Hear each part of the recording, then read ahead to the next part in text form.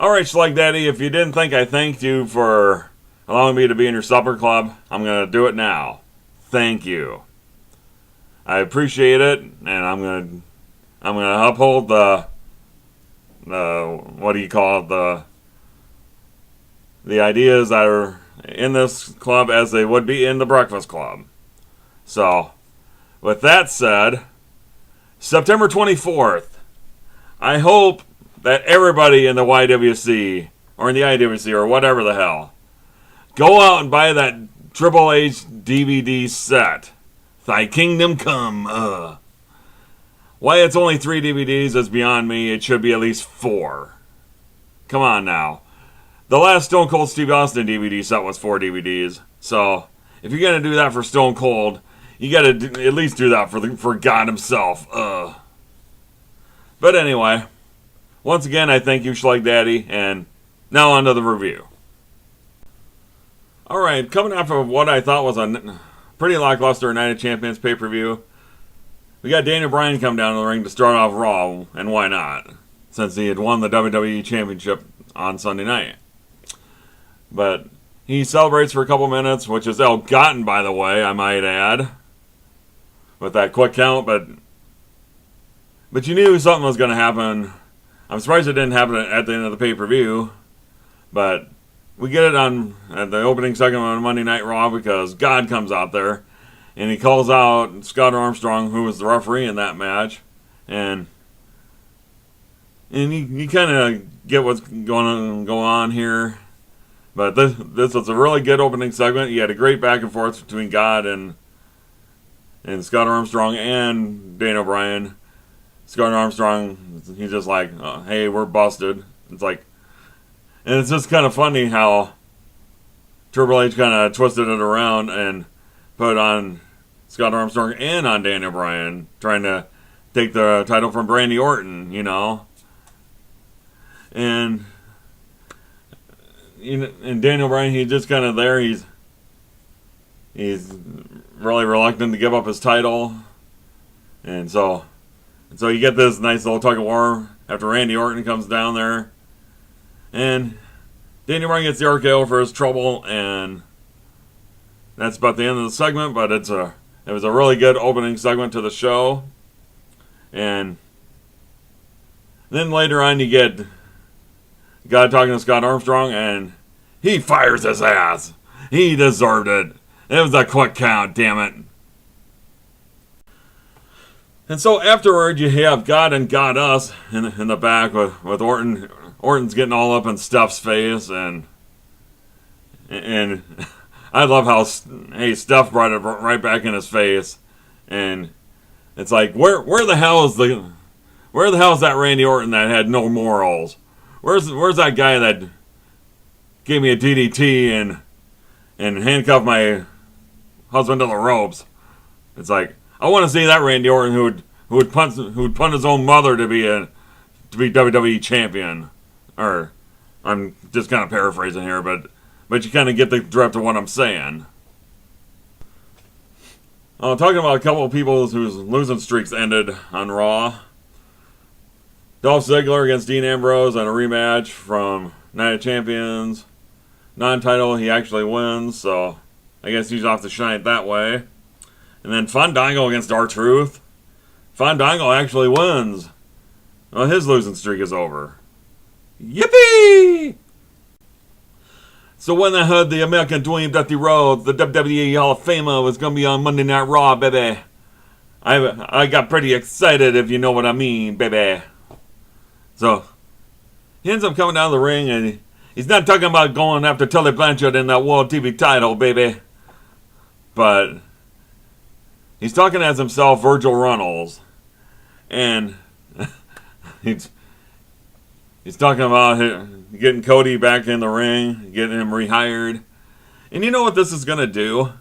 I mean, when you've incorporated Dusty Rhodes and Goldust into the storyline, how much are the fans going to be clamoring for Cody Rhodes to come back, and how big of a response is he going to get? They're making Cody Rhodes out into a very big deal right now, and this is great. So Goddess ends up coming down to the ring, and she talks about a business proposal for Big Dust. It's like, you can either get Cody Rhodes rehired, or you can get your oldest son, Goldust, rehired. It's like, you can take care of your baby boy, or you can take care of the son that you neglected while he was growing up. And Steph got really personal with this, and this is great. I mean, sometimes the best promos are the ones that are based in reality. So, but since Dusty can't seem to choose one or the other, well, that would be like saying, who's your favorite? And Dusty alluded to that about Stephanie's daughters. So she comes up with another decision. Either have the Big Show knock his ass out, or have the Shield obliterate him with steel chairs. So then you get Big Show, who's acting like a blubbering idiot once again, a crying, blubbering idiot. So this is probably the one thing about this storyline that I don't like. Seeing Big Show having to do God and Goddess's dirty work, but at least it's making Big Show relevant. So he ends up knocking him out, and he goes to the hospital with him to save Dusty from getting blasted by steel chairs by the Shield. So, and again, this was a really good segment. I may have went a little too long with this, but I had to talk about all of it. So there. Alright, then you had a Diva 6-person tag. Brie Bella, Cameron, Naomi against Layla Oksana and Alicia Fox. Whoopee. The Total Divas won. Next. So next you had RVD against Damian Sandow. Once again, your Money in the Bank winner jobs. To no job Rob, of course, but that's not the story here. It's just funny to have your Money in the Bank winner. It's like, so I'm still your Money in the Bank winner, and I'm your next World Heavyweight Champion, Damian Sandow. You're welcome, and I thank you, Mr. Sandow. Well, The Miz got what he wanted earlier on the show as he was talking to Brad Maddox, and he got a shot against Randy Orton. Well, as fate would have it, Stephanie basically called his ass out, talking about Randall Keith Orton, and he wanted to prove that he could be that vicious beast that he once was, and he basically fucked the Miz up hardcore, brother. Oh, jeez. Right in front of his parents that were sitting in the front row, he got DDT'd off the barricade. He got his head stuck in a chair and he got dropped on it. The only thing he didn't do was give him the damn punt kick. That's what he should have done, damn it. So evidently, you got Paul Heyman out there with Ryback, and Paul Heyman's giving Ryback a kiss on the cheek. The way he was looking at him, you would have thought he was his idol or something, or in love. I don't know, but not that I'm not judging or anything, but it's just like, I think short term, maybe Punk against Ryback can work, but I don't want to see this as a long term thing. I mean, seriously. So then we had a triple threat elimination match for the number one contendership to the tag team titles. Kind of thought that the Primetime Players would have been in this, but I guess not. Yeah, the Real Americans, the Usos, and Tons of Funk came down to the Real Americans and the Usos. And the Usos, I guess, your number one contenders again, I guess. Not a bad thing, I guess, but I thought the PTPers were the number one contenders. My bad. Well, you got your main event segment, which is Daniel Bryan against Roman Reigns. I thought this was a good match itself, and once again, you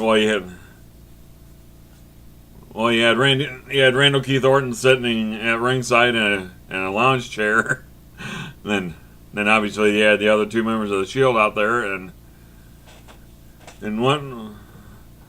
once Daniel Bryan got the yes lock on Reigns, you got the beat down by Orton and the other members of the Shield, but this time you had all the rest of the faces coming out from the backstage area, and they're just saying, "Hey, I'm tired of all this bullshit about not being able to help out and that." So it was good it was good to have chaos and anarchy. It looked like most episodes of Monday Nitro, but this is good. It's good to finally see the rest of the babyface locker room all coming in to help out Daniel Bryan, and I thought it was a good way to end the show. Well, as far as final thoughts on this show, I thought it was another good Raw. It sure as hell beat the hell out of the Night of Champions pay-per-view. I mean, the Daniel Bryan and God segment was very good, and Goddess calling out Randy Orton, that was good as well. And I think the segment with Dusty Rhodes and Stephanie McMahon, it was sure it's a plot device to help make Cody Rhodes bigger than he already is. I think they gotta not have Cody Rhodes on the next pay-per-view. I hope they don't. They maybe save him for Survivor Series, because they're really turning Cody Rhodes into a big deal, and I think that's a good thing.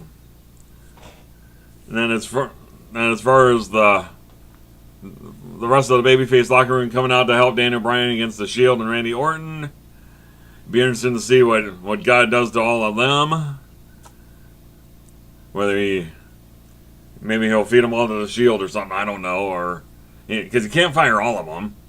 I mean, but but this is good stuff. I thought this was a very good show, and I am gone. Other than that, praise Randy Orton, praise God, and by God's new DVD, Thy Kingdom Come.